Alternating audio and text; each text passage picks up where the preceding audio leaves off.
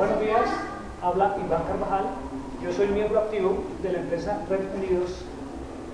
Hoy me corresponde hablar sobre un tema que es el pensamiento. Quiero que hoy estemos dispuestos para entrar en este tema maravilloso que es el pensamiento, que de ese pensamiento se origina todo lo que es un ser humano y todo lo que es en la vida. ¿Qué es un pensamiento? Un pensamiento es una información que nos llega ya sea porque nosotros la registramos o porque de pronto por partes externas nos llegaron la información, ¿cierto? La Madre Teresa de Calcuta decía que el pensamiento es la loca de la casa, porque cuando un pensamiento no lo sabemos dirigir, ese pensamiento va a pasar los problemas. Una persona en un momento está pensando en pagar el arriendo, otro momento está pensando en cómo está el hijo, otro momento está pensando en que tiene que ir a trabajar y realmente nunca tiene unos pensamientos concluyentes, sino son pensamientos que esa persona está tomando y está llevando de una forma desorganizada. Eso mismo pasa con las personas que quieren hacer algo en la vida, pero cuando un pensamiento no va bien dirigido, ese pensamiento no va a hacer nada porque el pensamiento viene y va y la persona nunca va a ser concluyente. Quiero decirles también la forma de funcionar un pensamiento como es. El pensamiento llega a nuestra mente y de la mente empieza a pulular, a rodar y nosotros tenemos que empezar a dirigir ese pensamiento. Caso cuando uno tiene un pensamiento de una visión, por eso es necesario hacer una visión, porque cuando una persona forma una visión, en ese momento coge esos pensamientos y empieza a dirigirlos. ¿Qué es una visión? Una visión simplemente es un sueño sin fecha. Cuando nosotros le colocamos fecha, ya inmediatamente se convierte en una meta, ¿de acuerdo? Bien, diálogos internos. Yo quiero hablar de este tema de los diálogos internos porque la mayoría de personas tienen diálogos diariamente, tienen diálogos internos y esos diálogos empiezan a formar charlas dentro de nuestra mente y la persona las encontramos muchas veces hablando solos. Vemos una persona que está hablando sola y uno dice, pero se volvió loco. No, es que esa persona tiene diálogos internos. Los psicólogos dicen que a una persona le llega diariamente un promedio de 60.000 pensamientos diarios. Y la mayoría de esos pensamientos son negativos. No solo eso, sino que en diálogos internos una persona tiene 14 horas diarias de estar dialogando solo. Si esos pensamientos o esos diálogos no son bien dirigidos, esa persona va a tener una serie de problemas y dificultades, ¿de acuerdo?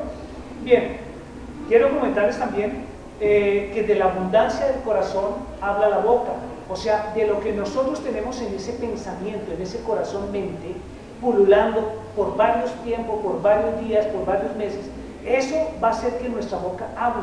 Y cuando nuestra boca habla, inmediatamente actuamos de esa forma. Entonces nosotros tenemos que empezar a cuidar ese pensamiento para que esos pensamientos nos den forma de hablar de una forma positiva y aparte de ser una forma positiva, empecemos a dar reacciones positivas también. Bien, las palabras tienen poder. Todo lo que nosotros hablamos tiene una consecuencia en la vida. Las palabras, nosotros lo que decimos, a veces decimos cosas que más adelante nos va a tocar de pronto arrepentirnos de lo que hemos hablado. Con las palabras maltratamos o con las palabras también ayudamos a la gente. Resulta que a un niño empezamos a condicionarlo desde pequeñito para el éxito o para el fracaso. Pero he podido darme cuenta que más del 90% de la población cogen a esos niños y los acondicionan para fracaso. Un niño desde pequeñito empiezan a decirle, mire, el niño no puede. Tengan cuidado con el niño que se pueda caer, el niño no puede salir solo porque se lo roban. Entonces el niño empieza a guardar en su corazón mente una cantidad de circunstancias que lo van a llevar a ser un hombre temeroso cuando llegue a su edad adulta. Por esa razón necesitamos empezar a cambiar esos pensamientos para que las personas empiecen a colocar en sus hijos, a sembrar en esos hijos cosas positivas para que ellos lleguen a hacer cosas grandes. En estos países tercermundistas nos hemos podido dar cuenta que los niños fueron acondicionados desde pequeños. Cuando ellos llegan al colegio, en el colegio empiezan lo mismo, a condicionar a ese niño. Ese niño no puede, ese niño no sabe, ese niño realmente no va a hacer nada en la vida. Cuando esa persona crece, llega a un empleo, en el empleo también empiezan a condicionar a la persona y la persona empieza a no dar resultados. ¿Por qué razón? Porque está condicionada. Eso mismo pasa con los mamíferos. El mamífero más grande que hay en la naturaleza es la ballena azul. La ballena azul puede medir entre 60 y 70 metros de largo y más o menos pesa esa ballena azul entre 70 y 80 toneladas. El solo corazón de la ballena azul está pesando 500 kilos y es de grande como un toro. ¿Se imaginan ustedes ese mamífero tan grande? Pero cuando ese mamífero tiene su hijo, que es un vallenato, ese vallenato sale y va, y ese cuando nace mide entre 4 y 5 metros.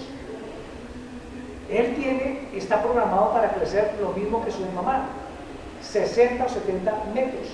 Pero cuando ese mamífero lo cogen pequeñito, lo llevan a una pecera de 7 o 8 metros, él va a crecer, pero nunca romperá la pecera. Lo mismo pasa con el ser humano. El ser humano van a crecer, pero nunca romperán la pecera en la cual lo metieron. Para que ese pez llegue a medir lo que mide su madre, tocaría sacarlo de esa pecera y llevarlo al mar, y va a crecer lo mismo que creció su madre.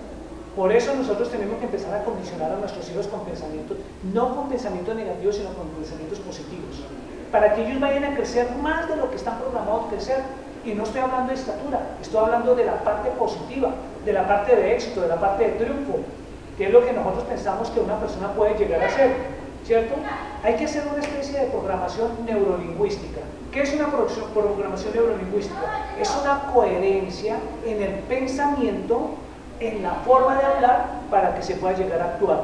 Cuando una persona ha sembrado en esa mente pensamientos positivos, pensamientos de yo puedo, pensamientos de que todo es posible, esa persona va a hablar eso mismo, de que él puede. La mayoría de personas, si uno le dice a la persona, usted puede hacerlo, dice no, yo no puedo, porque fueron programados para decir no puedo.